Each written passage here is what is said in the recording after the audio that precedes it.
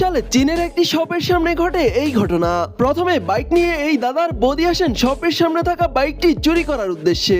মূলত টার্গেট তাদের আগে থেকেই ফিক্সড ছিল।